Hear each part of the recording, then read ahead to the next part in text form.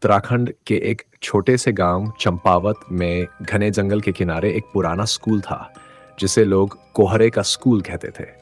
ये स्कूल बरसों से बंद पड़ा था और इसके बारे में कहा जाता था कि हर साल सर्दियों के मौसम में जब कोहरा घना हो जाता है, तब वहाँ कुछ अजीबोगरीब घटनाएं होती हैं।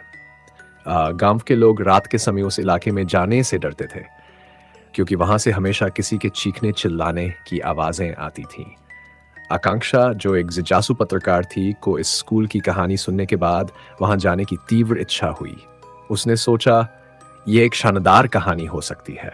उसने अपने कैमरे और रिकॉर्डर के साथ उस स्कूल में जाने का फैसला किया।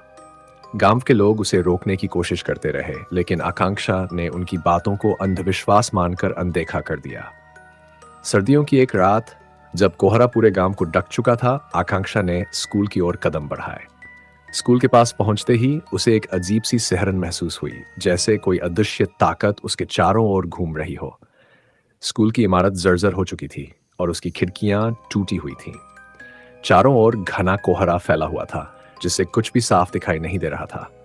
आकांक्षा ने स्कूल के अंदर कदम रखा। उसकी हर सांस ठंडी और भारी लग रही थी। उसने अपने कैमरे का फ्लैश ऑन किया और चारों ओर तस्वीरें खींचनी शुरू की। जैसे ही उसने एक पुरानी क्लासरूम का दरवाजा खोला, उसे लगा कि वहां कोई बैठा है, लेकिन फ्लैश की रोशनी में कुछ भी नजर नहीं आया। तभी अचानक उसे एक हल्की सी हंसी सुनाई दी, बिल्कुल पास से, जैसे कोई उसके कानों में फुसफुसा रहा हो। उसने तेजी से मुड़कर देखा, लेकिन वहां कोई नहीं था। उसकी दिल की धड़कन तेज हो गई। उसने सोचा कि शायद यह उसका भ्रम है, लेकिन तभी उसे क्लासरूम के एक कोने में कुछ हलचल दिखाई दी। वहां एक पुरानी मेज थी, जिसके नीचे कुछ चमक रहा था। आकांक्षा ने झुककर देखा तो उसे एक पुराना डायरी मिला। उसने डायरी उठाकर उसे खोलना शुरू किया। डायरी में बच्चों की लिखावट में कुछ अजीबोगरीब बातें लिखी हुई थीं। पन्नों पर कोहरे में गायब हुए बच्चों की कहानियां थीं।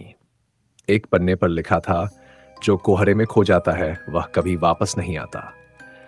अचानक आकांक्षा ने महसूस किया कि कोहरा और भी घना हो गया है और कमरे में अंधेरा बढ़ता जा रहा है। उसने डरते हुए बाहर जाने का फैसला किया, लेकिन जैसे ही वह क्लासरूम के दरवाजे तक पहुंची, दरवाजा खुद ब खुद बंद हो गया। उसने दरवाजा खोलने की कोशिश की, लेकिन वह हिल भी नहीं रहा था। तभी उसे पीछे से एक ठंडी सांस का एहसास हुआ, और जैसे ही उसने मुड़कर देखा, उसके सामने एक धुंधली परछाई खड़ी थी, एक छोटी बच्ची की, जिसकी आंखें खाली और भयावह थीं। बच्ची ने धीरे धीरे आकांक्षा की ओर हाथ बढ़ाया और कहा, तुम भी हमारे साथ खेलोगी? आकांक्षा के होश उड़ गए। उसने चिल्लाने की कोशिश की, लेकिन उसकी आवाज जैसे गले में अटक गई थी।